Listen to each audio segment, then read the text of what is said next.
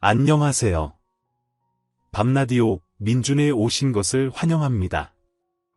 저는 40대 중반의 아줌마입니다. 몇 년 전 충격적인 일을 연속으로 당하면서 크게 낙담과 시리의 나날을 보냈는데 지금은 좀 괜찮아져서 사연에 글을 쓰게 되었습니다. 필립의 사연방에 어울리는 아주 시원하고 통쾌한 반전 사이다 스토리이니 휴대폰을 잠시 내려두시고 재미있게 들어주시기를 바랍니다.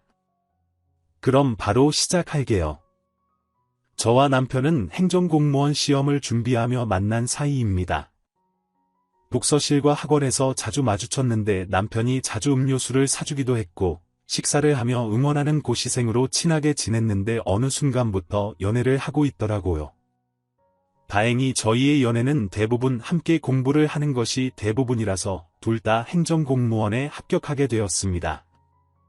근무지는 같은 교육청에 걸려서 일터와 밖에서 늘 붙어 다녔답니다.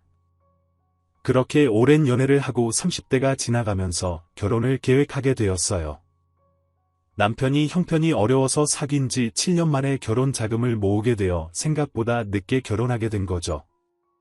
저는 부모님과 살고 있었고 부유층에 속하는 편이라 고생 없이 잘 컸는데 그 애는 시동생과 둘이 힘들게 살아왔더라고요. 부모님 없이 형제가 서로에게 기대며 지내왔는데 시동생이 남편 뒷바라지를 했답니다.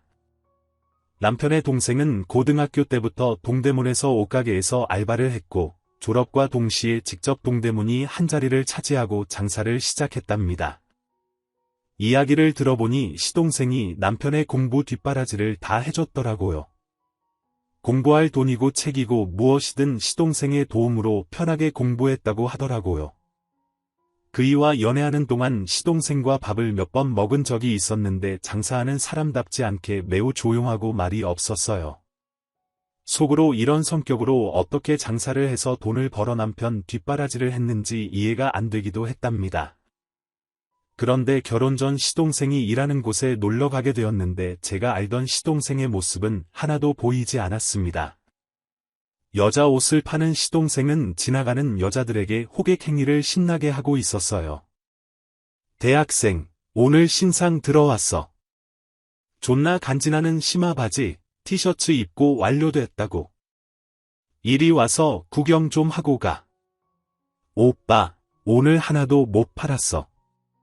와서 보기만 해봐도 되는 거 아니잖아? 내가 들으라는 소리예요. 나 대학생 아니고 대학생 딸을 둔 아줌마예요. 뭐라고요? 대학생 딸을 둔 누님이라고? 아, 큰일 날 뻔했다. 난 누나한테 반해서 연락처 물어볼 뻔했잖아. 내가 동안 소리를 듣기는 하지. 좋아, 이 누나가 옷 구경을 좀 해줄게. 사랑합니다, 누나. 오늘 내 인생의 일본은 바로 누님입니다. 누나, 혹시 싱글? 아, 남편이 있으시구나. 내 인연인 줄 알았더니 안타깝구만. 시동생은 딱 봐도 늙어 보이는 여자에게 아부하면서 금세 옷 몇 벌을 팔더군요. 그리고 다른 장사꾼들에 비해 목소리도 가장 컸고 노래 부르는 게 압도적으로 시선을 끌었습니다. 코미터 누나 누나의 누나. 다른 집 가지 말고 우리 집에 와서 골라봐. 누나, 가지 말고 여기서 골라. 있을 거 다 있고 없는 것은 바로 구해오는 나야. 아이고, 누나 너라고 부를 뻔했잖아. 왜 이렇게 동안인 거야? 오늘 동생의 마음을 흔든 누나는 그냥 못 가지. 이리 들어와서 내가 세팅한 옷 좀 보라고. 이 옷은 누나를 위해 만들어졌다. 끝났다. 디엔드. 어머, 총각이 장사 잘하네. 애인이 있어? 내가 누나를 두고 어떻게 애인을 두겠습니까? 오늘 옷 팔아주고 이 동생의 연락처도 가져가세요. 빈손으로 나가시면 제 전화번호는 받아가지 못하십니다. 시동생은 고삐 풀린 망아지처럼 동대문이 중심이 되어 손님들을 끌어모았고 그만큼 많은 옷을 팔았답니다. 남편과 눈으로 구경하면서 물었어요. 오빠, 도련님 원래 저렇게 활발했어? 아니, 쟤는 장사할 때만 저러고 평소에는 과묵해. 야, 대단하다. 일하는 것도 멋지고 여기서 보니까 남자답고 잘생긴 것 같아. 여자들이 왜 몰리는지 알 것 같다고. 그렇지. 내가 재미있는 얘기 하나 해줄까? 내 동생 팬클럽도 있어. 죄다 누나들이긴 한데 거의 추정하고 추앙한다니까. 정기적으로 옷 사러 오는 아줌마 부대가 수십 트럭이라고. 아마 내 동생이 여기 옷가게 층에서는 제일 잘 파는 장사꾼일걸. 이야, 당신 뒷바라지를 어떻게 해줬는지 궁금했는데 이제야 보게 되네. 여보, 도련님한테 잘해. 이렇게 열심히 벌어서 당신 공부시켜준 거잖아. 안 그래도 매달 받았던 거 이상으로 갚아가고 있어. 세상에 공짜가 없다는 게 동생 좌우명이거든. 입금 안 하면 바로 전화 온다니까. 그렇게 야무진 시동생은 다시 옷가게 앞으로 나와 노래를 부르기 시작했습니다. 고미터 누나, 누나, 누나. 누나의 누님들 싸고 예쁜 거 고르시면 우리 집으로 오셔야 해요. 다른 데 가면 눈탱이 맞는다니까요. 누나. 지나치지 말고 들어와 예쁜 얼굴로 우리 가게를 환하게 밝혀달라고. 저는 깔깔 웃으며 시동생 가게 앞까지 다다랐습니다.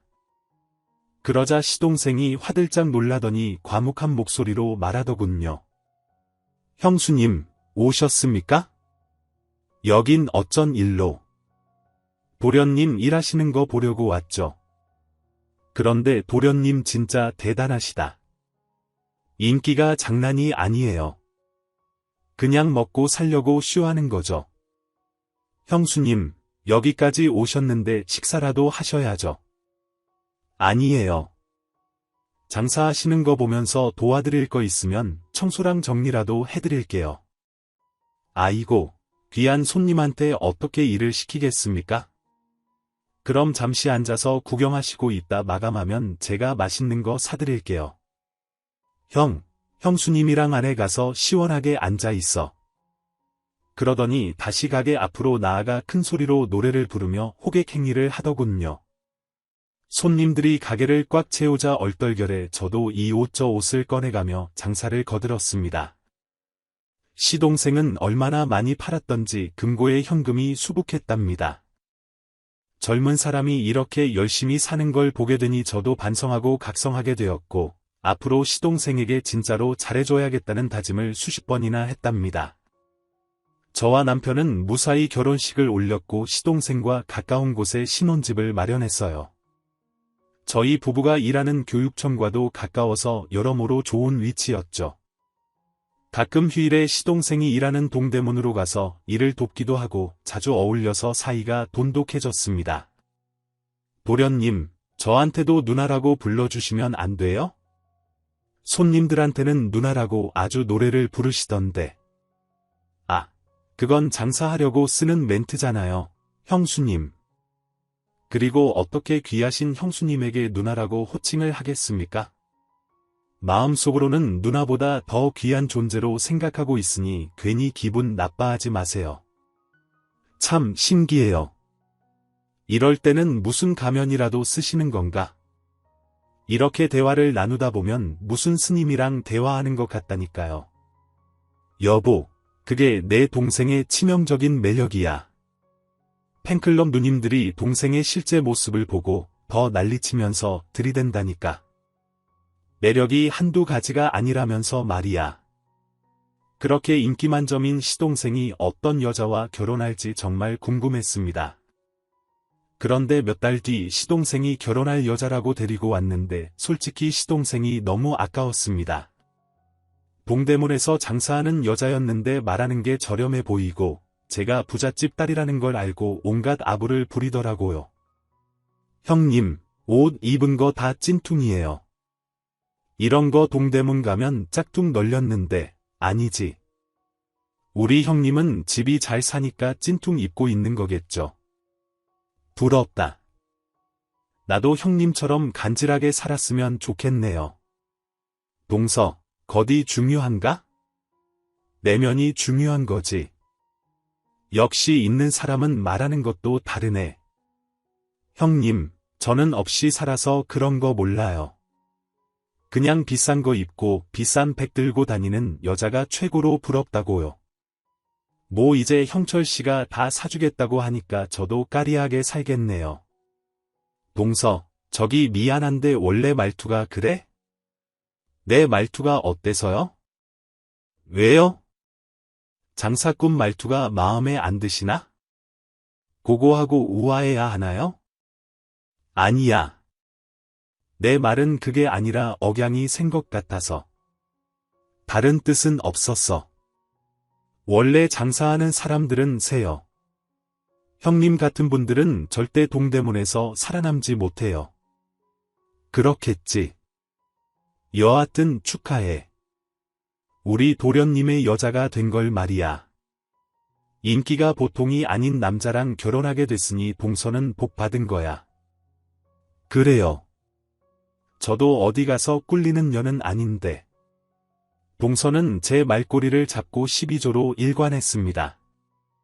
남편과 저는 당연히 동서와의 결혼을 반대했습니다. 시동생에게 아직 늦지 않았으니 결혼은 참고 연애만 하라고 일렀죠. 하지만 이미 혼인신고를 했고 신혼집도 계약했다는 겁니다. 말릴 생각 없이 바로 일을 저질렀으니 하는 수 없이 동서를 한 식구로 받아들여야 했네요. 시동생이 결혼하고 얼마 뒤 저는 임신을 하게 되었는데 몸이 자주 아프고 무거워서 외출을 자제했어요. 또 동서가 저희 부부를 별로 좋아하지 않아서 시동생 부부와 자연스레 멀어졌습니다. 뜸에 제가 건강한 딸을 출산하게 되었고 남편과 둘이 딸을 키우는 재미로 지냈습니다. 그리고 시동생 부부와 다시 만날 기회가 있어 한자리에 모였는데 동서가 임신했다는 소식을 전하더라고요. 출산한 저와 임신한 동서를 서로 축하하느라 오랜 시간을 웃고 떠들었던 것 같아요. 다시 자주 만나는 사이가 되자고 약속했는데 이번에는 임산부인 동서가 몸이 힘들어서 거의 보지 못했어요. 저와 남편은 동서가 꼭 같이 오지 않더라도 시동생만 가끔 만났으면 하는 바람이었습니다. 그런데 장사하고 먹고 살기 바쁘다며 여러 차례 거절하더라고요. 형제가 결혼 후 사이가 멀어지는 것 같다 마음이 좋지 않았죠. 그렇게 해가 3번 바뀌었고 시동생 부부와는 명절 때 한 번 보는 사이가 되었습니다. 조금 어색하지만 시동생은 늘 처음 봤을 때와 똑같은 모습이어서 남처럼 느껴지지 않았어요. 마치 남동생을 오랜만에 만난 것처럼 반가웠답니다. 반면 동서와 조카에는 이상하게 정이 가지 않았어요. 동서는 말투와 행동이 마음에 들지 않았는데 조카 애가 그대로 닮은 것 같다 안타까웠답니다. 이렇게 마음의 거리가 멀어지면서 각자 가정만 생각하면서 지냈어요. 그러던 어느 날 술에 취한 시동생이 저희 집에 찾아왔습니다. 현관문을 쾅쾅 두들기며 저를 부르더라고요. 형수님. 형수. 안에 계세요. 저는 시동생 목소리를 듣고 벌떡 일어나 문을 열어줬습니다. 서방님, 이 시간에 웬일이에요? 술 냄새가. 서방님, 무슨 일이에요? 형수님이 보고 싶어서 왔습니다. 누나애. 오랜만에 형수님이 보고 싶어서 시동생이 찾아왔다고요. 형수님 사랑합니다. 그리고 형도 사랑합니다. 우리 조카 선진이도 아주 많이 사랑합니다. 서방님, 무슨 일 있으시죠? 뭔지 말씀해 보세요. 속상한 일을 혼자서 풀려고 술을 떡이 되도록 마신 모양인데 우리가 남인가요? 자주 보진 못했지만 우리 서방님 가족이라고요. 힘든 일 있으면 뭐든지 말씀해 보세요. 그러자 시동생은 제 말에 대답을 하는 대신 제 딸을 안고 배시시 웃었습니다. 아무리 물어도 무슨 일인지 대답하지 않길래 저희도 그냥 하루 자고 가라고 자리를 펴줬답니다. 다음 날 아침에 일어나 거실에 나가봤더니 시동생은 벌써 이불을 깔끔하게 개키고 나갔더라고요. 전화를 해봤더니 받지 않았고 다시 전처럼 연락 없이 지내더라고요. 그렇게 몇 달이 지나자 시동생에게 연락이 왔는데 동대문에서 하던 옷 장사를 그만두고 지방으로 가서 일한다고 하더군요. 장사가 좀처럼 잘 되지도 않고 성격에 맞지 않는 일을 하다 보니 회의감이 든다며 초자식을 두고 지방에 가서 동업자들과 함께 쇼핑센터를 짓고 크게 사업을 해볼 거라고 하더라고요. 저와 남편은 더 큰 도전을 한다는 것에 축하를 해주는 게 맞는 것 같다 지방에 가서 밥 굶지 말고 열심히 잘해보라고 응원했죠. 나중에 시간이 되면 내려가겠다는 약속도 했답니다. 그런데 시동생이 지방에 내려간 지 얼마 되지 않아 동생에게서 끔찍한 소식을 전해 듣게 되었습니다. 저에게 전화를 해 오열을 했는데 이야기를 들어보니 시동생이 등산을 갔다가 산에서 실종됐다는 겁니다. 동서가 주말에 시동생을 만나러 갔고 같이 등산을 했는데 언제부턴가 모습이 보이지 않아 전화를 했더니 핸드폰이 꺼져 있어 산속을 한참 동안 찾다가 신고를 했다네요. 저희는 이 연락을 받자마자 회사에 휴직을 내고 지방으로 내려갔고 경찰들이 수색 작업을 나갈 때 따라 나섰습니다. 산속 어딘가에 굴러 떨어져서 다쳤을 거라 생각하고 등산로가 아닌 곳을 샅샅이 뒤졌어요. 하지만 일주일 내내 수색 작업을 했는데도 시동생의 모습은 보이지 않았어요. CCTV로 산 입구에서 나가는 장면이 있는지 돌려봤지만 동서와 함께 산을 오르는 모습만 있을 뿐 나가는 장면은 어디에도 없었습니다. 경찰들도 하늘로 솟았는지 땅으로 꺼졌는지 미스터리한 실종이라면서 수색 작업을 한 달 넘게 이어갔어요. 많은 인력들이 산속을 이잡듯이 뒤져봤지만 시동생의 모습은 찾을 수 없었습니다. 결국 수색 작업을 그만하기로 하고 다른 가능성에 대한 수사를 하더라고요. 실종이 아니면 가출일 수도 있다며 생활 반응이 나오기만을 기다렸어요. 하지만 시동생의 통장과 카드 사용 흔적은 아예 없었고 목격자도 하나 없었습니다. 저희 부부는 서울에 올라와서 소식을 기다렸는데 실종 상태라는 말만 연신 들었습니다.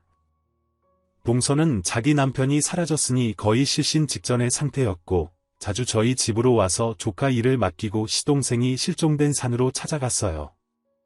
온 식구가 시동생이 무사히 돌아오기만을 기다렸답니다. 남편의 걱정이 심해지다 보니 저와 함께 무속인을 찾아갔어요. 시동생이 죽었는지 살았는지 알고 싶은 마음에 점을 보러 갔답니다.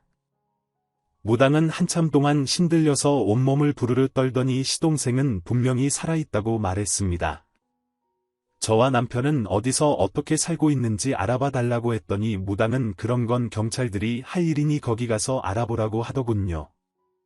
시동생이 왜 갑자기 사라졌는지 자의로 사라진 건지 아니면 누군가의 공격을 받고 많은 사람들의 눈을 피해 없어졌는지 궁금해서 미칠 노릇이었습니다.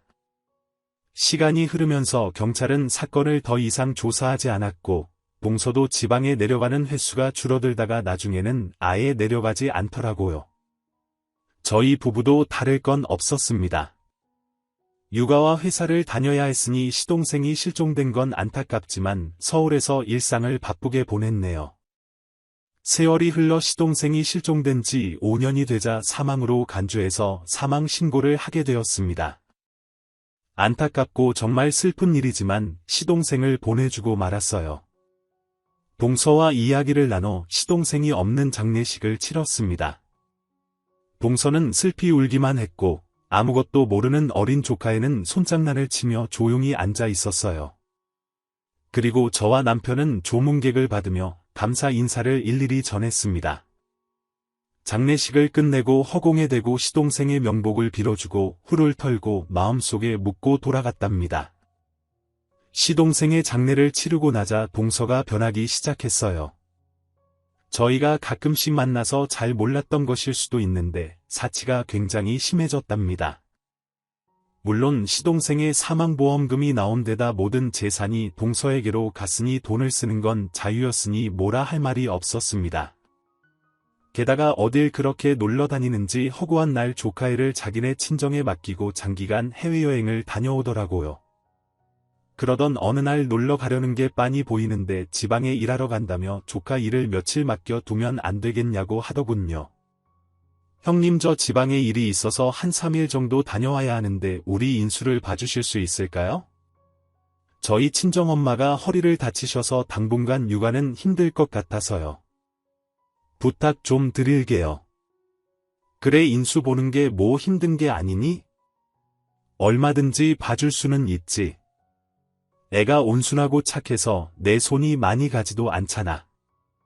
그런데 동서 요즘 연애 얼굴이 많이 핀 것 같네. 어머 아니에요 형님 아무래도 제가 남편 장례를 치른 지 얼마 안 돼서 남자를 사귀겠어요. 난 그런 뜻으로 한 말이 아니야. 서방님이 실종된 지 5년이나 됐는데 혼자 살기에는 동서가 아깝잖아. 그래서 연애를 하는 거면 응원해 주려고 한 말이야. 그러셨구나. 그런데 아니에요. 인수가 다 클 때까지는 재혼 같은 거 안 할 거예요. 그러니까 괜한 오해하지 마세요. 뭐 어쨌든 지방에 잘 다녀와 인수는 내가 잘 봐줄게 고마워요. 형님 제가 올라오는 길에 맛있는 거 사올게요. 그렇게 동서는 조카 일을 맡기고 지방에 내려갔습니다. 조카애는 동서와는 다르게 입이 무겁고 장난도 거의 치지 않았답니다. 애기가 꼭 선비 같은 게 동서 아들이라고 하기에는 너무 안 어울렸어요. 남편이 퇴근하고 돌아와 조카를 보더니 뜨거운 애정 표현을 하며 반겨주었고 같이 웃고 놀려고 애써 주었습니다. 제 딸이 먼저 남편의 등에 올라타 말타기 놀이를 했고 조카 인수도 남편 등에 태웠답니다. 그러자 조카애는 말타기를 하는 대신 남편의 어깨를 주물러줬답니다. 인수야 너 꼭 내 아빠 같다.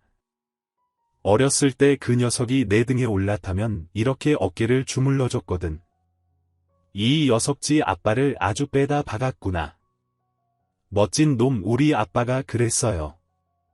큰아빠 우리 아빠 돌아가시지 않았어요? 살아계세요? 응 윤수야 우리도 그렇게 믿고 싶은데 아무도 찾지 못했잖아. 네 마음은 알겠다만 아빠를 하늘로 보내주셨구나. 그러자 조카가 목소리를 높이더니 엉엉 울기 시작했어요. 아니에요. 우리 아빠 살아있어요. 큰아빠 큰엄마는 거짓말쟁이 우리 아빠는 분명히 살아있다고요. 그래 맞다. 네 아빠는 어딘가에 살아계셔. 이 큰아빠가 말 실수를 했다. 미안하다. 그 애가 사과를 했는데도 조카애는 울음을 그치지 않았습니다. 그래서 남편은 저에게 턱짓을 하며 UFC 한 판을 하자고 하더군요. 인수야 큰아빠랑 큰엄마랑 UFC 하는 거 볼래? 너 격투기 알지? 그 코리안 좀비 알고 있니? 이 큰아빠가 대치동 잠비야 큰엄마는 대치동 쌍칼이고 우리 둘이 격투기 하는 거 보여줄게. 이거 완전 재밌다. 자 여보 시작하자. 이런 건 애들 앞에서 하긴 좀. 그런데 그래도 뭐 당신이랑 붙으면 자신 있으니까 한번 붙어보지. 저희 부부는 작년부터 권태기가 생겼을 때 취미로 격투기 체육관을 다니고 있었는데 제가 항상 실력이 앞서고 있었습니다. 조카를 위해 몸을 풀고 멋진 구경을 시켜주려고 시작했습니다. 제 딸은 자주 보던 거라 엄마 이겨라, 아빠 이겨라를 번갈아 가면서 응원하며 구경했죠. 글러브를 끼고 마우스피스까지 끼우고 시합을 시작했답니다. 여보 오늘은 봐주는 거 없다. 승부의 세계에서는 남녀가 없는 거라고 또 그 소리야. 맨날 지면서 허구한 날 봐준다는 소리 하네. 은수가 보고 있으니까 빨랑 재밌게 해보자고 화끈하게 보여주고 인수 재우잔 말이야. 좋아 그럼 들어간다. 나이트 훅. 당신 공격은 너무 진부해. 이런 거 눈 감고도 피하겠다고 계속 들어와 봐. 그러자 남편은 양팔을 휘저으며 도발하더군요. 저는 허리를 굽혀서 가볍게 피하고 남편 턱에 카운터 펀치를 꽂았습니다. 그이는 바닥에 쓰러졌는데 아직 끝나지 않았다며 괜찮다는 제스처를 보냈어요. 오늘은 잘 버티는데 좋아. 그럼 그라운드로 들어가지. 파운딩 파운딩 초크 안마 내가 대치동 쌍칼이다. 저는 괴성을 내지르며 남편의 팔을 물을 뽑듯이 잡아당겼습니다. 그러자 남편은 살려달라고 탭을 연속으로 치더군요. 여보 한보 이러다 팔 부러지겠어. 재미없어. 당신 실력은 왜 이렇게 안 내는 거야? 내가 안 내는 게 아니라 당신이 겁나 센 거야. 우리 체육관에서 당신이 넘버원이잖아. 오늘 시합 싱겁게 이겼는데 다행히 우리 조카 인수가 웃는다. 인수야 재밌지? 네, 재밌어요. 큰엄마 또 보여주세요. 승부는 3판 2승제잖아요. 얼른 계속해 주세요. 대치동 좀비 큰아빠 이번에는 복수해 주세요. 다행히 조카애가 마음이 풀려서 저희 둘은 화끈하게 경기를 또 치렀습니다. 두 번째 판은 제가 일부러 져줬어요. 조카가 더 오래 즐기라고 3판 승부까지 넘어가게 된 거죠. 하지만 마지막 경기에서는 제가 점프해서 상대의 얼굴에 무릎을 박아버리는 플라잉 니킥으로 남편을 KO 시켜버렸습니다. 조카애와 딸아이는 박수를 짝짝 치면서 즐거워했답니다. 인수는 격투기를 배우고 싶다며 저에게 매달려서 떨어지지 않았어요. 그래서 안발을 어떻게 하는지 가르쳐주었고 펀치를 때리는 법을 알려주었습니다. 그러자 인수가 허공에 주먹을 휘두르고 놀더니 금세 지쳤고 야식을 조금 먹이자 졸립다고 눈을 감더라고요. 아이고 우리 조카가 피곤한가 보네. 딸내미 동생 데리고 들어가서 같이 잘 수 있지? 응 인수는 착하고 얌전해서 데리고 자는 건 어렵지 않아. 큰엄마 오늘은 큰엄마 옆에서 자면 안 돼요. 저 큰엄마 품에 안겨서 자고 싶어요. 그 순간 조카 애의 눈을 봤는데 진심으로 제 옆에서 자고 싶어 하는 눈치였습니다. 친엄마가 있는데도 사랑을 못 받은 아이처럼 느껴졌답니다. 그래서 저는 남편을 딸과 자라고 했고 조카의 애를 제 침대에 눕혀서 안고 잠이 들었어요. 지쳐 잠든 조카의 얼굴을 내려다보는데 시동생 얼굴이 떠올랐습니다. 어쩜 그렇게 붕어빵인지 얼굴도 성격도 똑같았답니다. 조카의 머리를 쓸어주며 잠이 들지 못하고 바라만 보고 있었는데 조카의 잠꼬대가 시작되더군요. 악몽을 꾸는지 시름시름 앓는 소리를 내면서 중얼거렸습니다. 엄마 잘못했어요. 저 때리지 마세요. 제발 그만 때리세요. 아빠가 궁금하다는 말 안 할게요. 조카가 아빠가 어떤 사람인지 궁금하다고 말했다가 동서에게 혼이 난 모양이었습니다. 그런데 인수의 다음 잠꼬대는 더 충격적이었습니다. 엄마 아저씨랑 아빠한테 다녀왔죠? 다 들었어요. 우리 아빠 살아있는 거 맞죠? 엄마랑 아저씨가 숨바꼭질하면서 숨겨놨다고 했잖아요. 다 들었단 말이에요. 아빠, 우리 아빠 보고 싶어요. 기억나지 않지만 넌 아빠가 보고 싶단 말이에요. 아저씨랑 엄마가 아빠를 숨겨두고 있는 거 다 알아요. 잠꼬대라고 하기에는 너무 자세하게 표현했습니다. 진짜 경험했던 순간을 꿈으로 되풀이하는 것 같았답니다. 그래서 저는 조카 애가 깰 때까지 기다렸는데 새벽녘에 눈을 뜨더라고요. 그래서 바로 물어봤어요.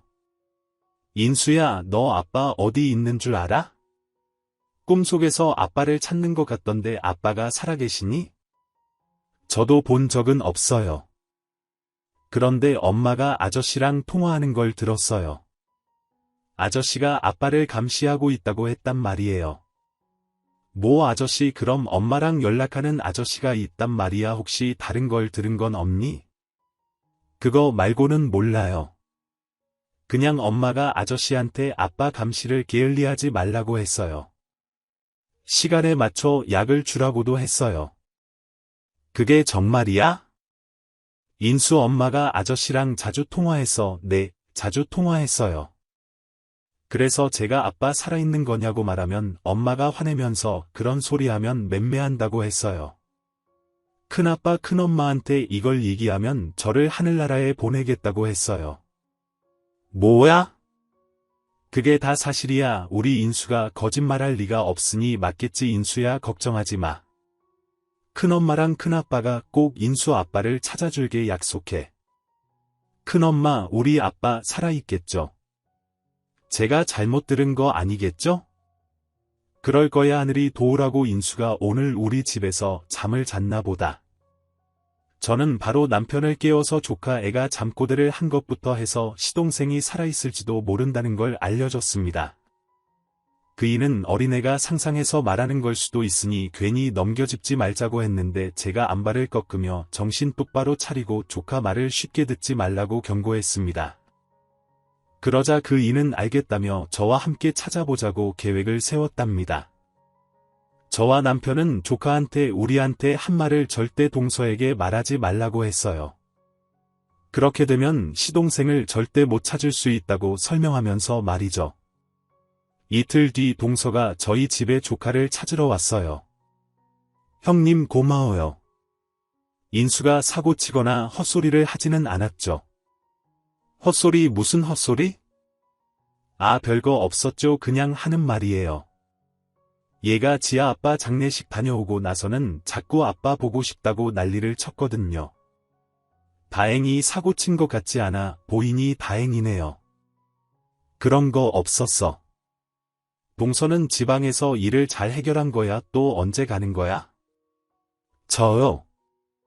다음 주에 또 내려가긴 하는데 그때도 형님이 우리 인수를 봐주실 수 있겠어요? 물론이지. 걱정하지 말고 언제든지 맡기라고. 그럼 다음 주에 봐. 동서가 그렇게 떠나자 저와 남편은 작전을 세웠습니다. 일주일 뒤에 동서는 약속대로 인수를 데리고 왔고 지방에 이틀 정도 다녀온다고 하더군요. 그래서 저희는 딸과 조카 애를 친정 엄마한테 맡겼습니다. 그리고 동서 차에 부착한 위치 추적기를 따라 차를 타고 달려갔답니다. 동서는 강원도의 한 시골까지 한 번도 차를 세우지 않고 가더군요. 저희 역시 소변을 참아가며 뒤를 따라갔네요. 이윽고 산속에 있는 허름한 폐가가 보였는데 동서처가 그 앞에 서 있었고 폐가 안에 하얀 전등빛이 새어 나오고 있더라고요. 그 안에서 무슨 일이 벌어지고 있는 것 같아 저와 남편은 바로 차에서 내려 폐가 쪽으로 걸어 들어갔습니다. 이윽고 창가에서 동서가 누군지 모를 남자가 보였어요. 두 사람은 낄낄거리며 웃고 있었는데 잠시 후 철제 침대에 누워 링거를 맞고 있는 시동생이 보였습니다. 분명 살아있는 시동생이었어요. 눈을 깜빡거리고 숨을 거칠게 쉬는 모습을 저와 남편이 같이 목격했죠. 이에 바로 폐가 안으로 들어가서 두 사람에게 소리쳤습니다. 동서, 그리고 옆에 개 자식아, 너 뭐하는 짓이야? 서방님이 살아있었어. 동서, 설명해봐. 서방님이 멀쩡하게 살아있는데 왜 거짓말을 했는지 말이야. 뭔가 이상한 느낌이 든다더니 두 사람이 날 미행한 거예요. 아씨, 재수옴 붙었네. 저기 이게 더 낫지 않겠어? 한꺼번에 쓸어버리고 이 나라를 뜨는 거지. 괜히 의심하는 사람이 있으면 찝찝하니까 제거하고 가는 게 낫지 않겠어. 아무래도 오늘이 날인가 보다. 그런가? 하긴 내 새끼는 어차피 버릴 계획이었고 저 두 년놈이 의심하고 발목을 잡을 수도 있으니 제거하면 되겠네. 아, 형님, 아주버님 이리로 오세요. 제 남편이 살아있어요. 와서 상봉하세요. 동서, 똑바로 말해. 이게 어떻게 된 일인지. 너 처음부터 거짓말했지. 우리 서방님이 산에서 실종된 건 개소리였지. 존나 짜증나네. 그래, 니들 제삿날이니까 다 알려줄게. 맞아. 나랑 여기 옆에 있는 내 애인이 세운 계획이었어. 동대문에서 내 남편이 알부자인 건 모두 아는 사실이니까 내가 꼬시려고 공을 좀 들였지. 술 먹이고 모텔 데려가서 다음날 책임지라고 소리를 질렀더니 내가 하자는 대로 하더라. 그렇게 해서 사귀게 되었고 결혼까지 꼴이 난 거지. 그리고 내가 아들을 낳고 돈을 뜯으려고 했는데 이 인간이 지갑을 열지 않더라고. 얼마나 짠돌이인지 생활비만 주고 말더라. 그래서 내 애인이랑 짜고 산에서 실종된 쇼를 벌였어. 내 애인이 산에서 이 인간을 돼지게 패고 CCTV를 피해서 은밀하게 이동했단 말이야. 정말 대단한 아이디어 아니야. 아무튼 우리는 이 자식의 전 재산을 가로치면 바로 뜨려고 했는데 5년이 지나는 동안 통장 비밀번호고 뭐고 아무것도 알려주지 않더라고. 실종 가지고는 새로 들어간 쇼핑센터 사업에 돈을 빼는 것도 안 된다고 하니까 5년 만에 사망신고를 해서 절차를 밟고 있다고. 이제 곧 이 인간 재산이 모두 내 차지가 될 거야. 오케이. 그러니까 동서는 시동생이 여기로 끌려와서 재산을 절대 빼앗기지 않으려고 하자 지금까지 숨겨놓고 있던 겁니다. 저와 남편은 이런 공포영화 같은 일이 실제로 일어난 게 믿어지지 않아 한참을 놀란 표정으로 듣고 있었습니다. 그러다 곧 정신을 차리고 동서와 상간남을 제쳐버리기로 했어요. 동서 그래서 서방님 재산을 다 물려받으려면 며칠 더 있어야 된다는 거네. 보험금도 아직 안 나왔지. 그래 이년아 돈만 다 받으면 이 자식 없애버릴 계획이었는데 변경됐다. 너희 둘까지 더해서 3년 놈을 없애버리겠어. 바로 오늘 말이야. 이유수와 어둠 속에서 등장만 보이던 상관남이 뒤를 돌아 저희 부부 앞에 모습을 드러냈습니다. 근육 덩어리에 레슬링 선수 같은 만두기를 하고 있었고 온몸에 문신이 있었습니다. 그리고 주먹이 어마어마하게 컸어요. 반갑소. 그런데 만나자마자 되져야 해서 어쩌나 도망가기에는 너무 늦은 것 같은데. 아니 만두기 당신 운동해서 나 알아보는구나. 격투기 선수 출신이야. 유튜브에 내 경기 영상이 다수 있다고 제 애기랄 여보 이거 일이 커졌는데 프로 선수를 상대해야 하잖아. 여보. 내가 재수씨를 맡을 테니까 당신이 저 덩치를 맡는 게 어때? 이 남자가 여자한테 저런 덩어리를 맡으라고 당신 제정신이야. 아 미치겠네. 저런 근육돼지 놈이 있을 줄은 몰랐지 모르겠다. 내가 저 놈 맡을 테니까 당신이 재수씨를 조작. 저와 남편이 각자 임무를 분담을 하고 몸을 풀면서 전진했습니다. 그러자 근육돼지와 제 남편이 붙게 되었는데 남편이 잽싸게 몸을 피하면서 폐가를 빙빙 돌며 피해 다녔어요. 그리고 저는 동서와 맞붙게 되었는데 인연도 보통이 아니더라고요. 제가 라이트 훅을 날렸는데 이걸 손바닥으로 잡더니 팔꿈치로 제 코를 날렸답니다. 보도서 격투기 좀 배웠니 좀 한다. 이 미친 야 내 애인이 격투기 선수였어. 허구한 날 수련했다고 이 골 빠진 년아 아가리 싸물고 빨랑 덤벼라 니 년하고 내 남편 그리고 내 남편은 오늘 제삿날이야. 동서가 펀치와 킥을 연달아 공격했는데 저는 이를 막아내며 빈틈을 찾으려고 했습니다. 그런데 동서의 실력은 저보다 한 수 위였습니다. 펀치 몇 대를 맞았더니 동서가 3명으로 보이더군요. 이년 어딨어? 넌 솜방망이 같은 주먹으로 나한테 덤비려고 한 거니 한심하다. 뭐 어쨌든 이제 그만 마무리하고 끝내야겠다. 니들 다 없애버리고 내 남편 재산 넘겨받고 보험금 받으면 바로 해외로 튈 거야. 그럼 내 아들은 인수는 어떻게 되는 거지 어떻게 되긴 그냥 버리는 거지. 그깟 애가 대수야. 이거 진짜 시학년이네.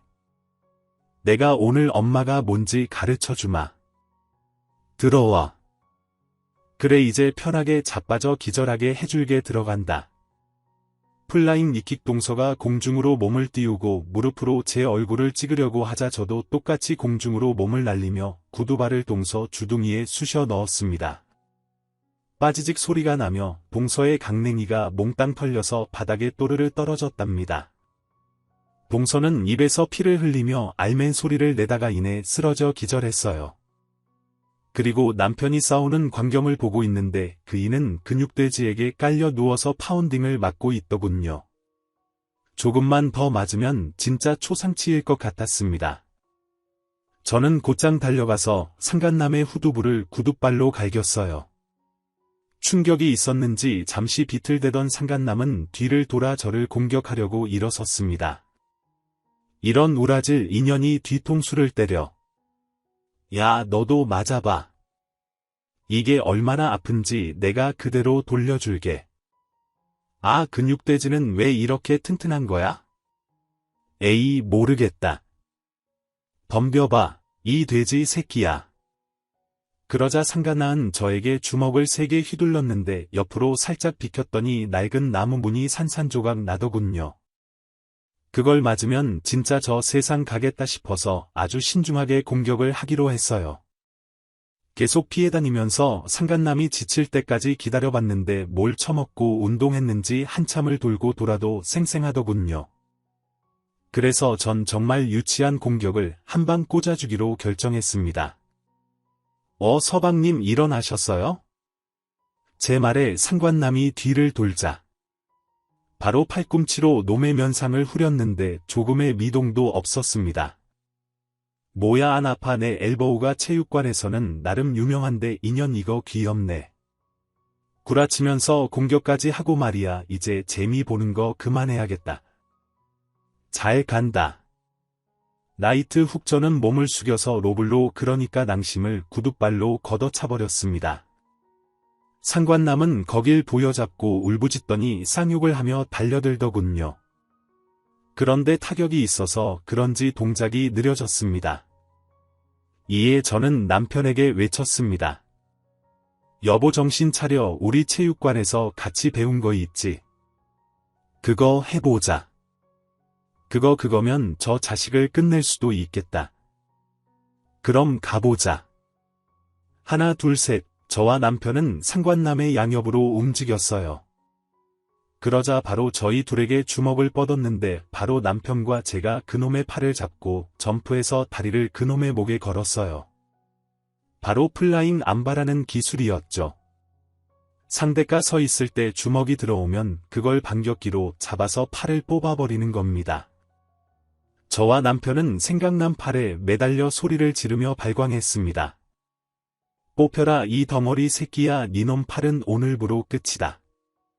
상간남은 양팔을 흔들면서 빠져나오려고 했지만 저희가 아주 꽉 붙잡고 팔을 꺾고 있었기 때문에 기운이 빠져서 무릎을 꿇고 주저앉더군요.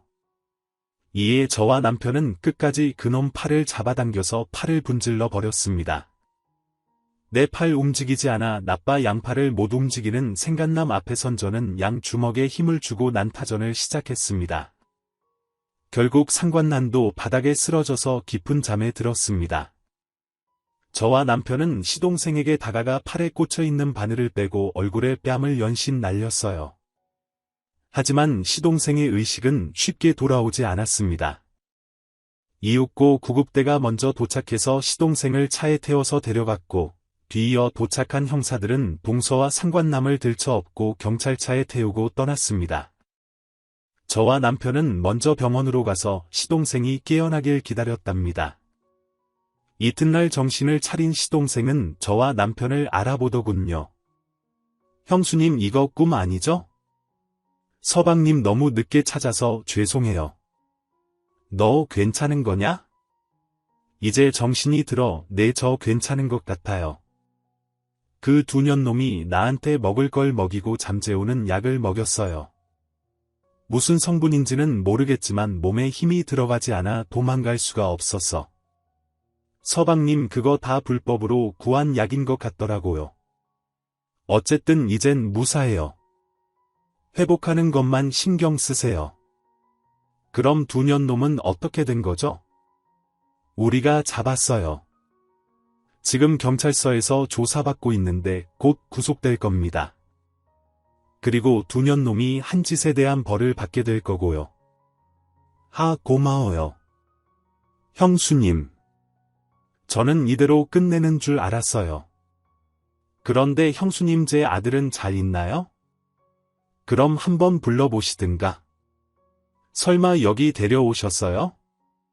인수야 그 순간 저희 친정엄마가 딸과 조카 애를 데리고 들어오셨습니다. 조카애는 시동생을 보자마자 달려가서 안기더군요. 갓난아기 때 보고 처음 보는 건데 자기 친부인 걸 느낄 수 있었나 봅니다. 두 부자는 부둥켜 안고 엄청나게 울었어요. 그렇게 감동적인 장면은 제 인생을 통틀어 최고였습니다. 그래도 시동생과 조카가 앞으로 잘 지낼 수 있을 것 같다 걱정을 덜었습니다. 한편 동서와 상관남은 재판을 받게 되었고 아주 큰 죄로 오랜 세월을 감옥에서 보내게 되었답니다. 한 사람의 인생을 아니 여러 사람의 인생을 망치려 했으니 그에 알맞은 선고가 내려졌습니다. 법원에서 본 두 년놈은 반쯤 정신이 나가 있었어요. 그도 그럴 것이 지금쯤이면 원래 하와이에서 호강하고 있을 텐데 수의를 입고 교도소에 들어가고 있으니 충격이 심했을 겁니다. 어쨌든 조카의 잠꼬대로 인해 실종되고 세상 떠난 줄 알았던 시동생을 되찾아 모든 걸 되돌릴 수 있었습니다. 조카는 자기 엄마한테 사랑을 못 받고 자랐는지 감옥에 가는 걸 보고도 아무렇지 않은 눈치였어요. 그저 시동생에게 껌딱지처럼 들러붙어서 사랑을 갈구하는 모습만 보였답니다. 이렇게 사건은 종결되었고 시동생은 다시 새로운 인생을 살기 시작했습니다. 쇼핑센터의 지분을 빼고 전 재산을 털어 저희 부부에게 한 가지 제안을 하더군요. 형수님 저기 우리 2층 주택집으로 이사가면 어떨까요? 아래층은 형네 가족이 위층에는 나와 아들이 사는 거예요. 매일 얼굴 보면서 사는 가족이 되면 좋겠어요. 집은 제가 벌써 마련했습니다. 도련님 그게 정말이에요? 전 재산을 털어서 우리 집까지 마련했다고요. 물론 형이 저한테 집값의 반은 줘야죠. 일단 제가 질러놓은 거예요. 난 또 공짜로 집을 얻나 싶었죠. 농담인 거 아시죠? 도련님 그럼 우리가 한 집에 살아봐요. 뭐 보나마나 재밌겠네요. 그런데 도련님은 앞으로 무슨 일을 하실 계획이에요? 배운 게 도둑질이라고 장사꾼이 할 수 있는 게 뭐가 있겠어요? 저는 온라인 쇼핑점을 내서 옷이나 팔아야죠. 전처럼 노래를 부르거나 호객행위 같은 걸 안 해도 되니 편하겠네요. 그리하여 저희 식구는 시동생이 마련한 2층 주택에 들어가 살기로 했답니다. 제가 딸을 돌보는 시간에 조카 애를 같이 봐주고 있어요. 아무래도 남자 혼자서 일과 육아를 병행하기에는 힘드니 제가 회사에서 퇴근하면 틈틈이 육아를 돕고 있답니다. 그리고 얼마 뒤 저희 2층 주택에 새로운 식구 하나가 들어왔어요. 시동생이 새로 만난 여자인데 얼굴도 예쁘고 금수저라고 하더라고요. 여자는 여자가 봐야 한다는 마음으로 제대로 살펴봤는데 성격도 좋고 말투도 차분하고 예의 바른 사람이었습니다. 직업이 의사라고 해서 조금 많이 놀라긴 했지만 시동생의 착한 내면을 생각하면 의사와 연결이 안 될 것도 없다는 생각이었네요. 그래서 지금은 아래층 저희 세 식구와 위층 시동생 식구 세 식구가 살고 있답니다. 일주일에 2번은 저녁을 같이 먹고 있고 부부가 둘만의 시간을 보내고 싶으면 애들을 위아래로 보내고 있답니다. 그건 참 좋더라고요. 제 시동생과 미친 동서의 사연의 끝이 행복한 결말이어서 정말 다행이네요. 만약 아무것도 모르고 지나갔더라면 상상도 하기 싫은 일이 벌어졌을 겁니다. 다시 한번 용기를 내준 꼬마 조카 애한테 고마움을 전하고 싶네요. 그럼 저는 여기서 인사드리겠습니다. 여러분 끝까지 들어주셔서 감사합니다. 안녕히 계세요. 오늘 준비한 사연은 여기까지입니다. 재미있게 들으셨다면 구독과 좋아요, 알림 설정까지 눌러주세요. 그럼 저는 다음 사연으로 찾아뵐게요. 오늘도 건강하고 행복하세요.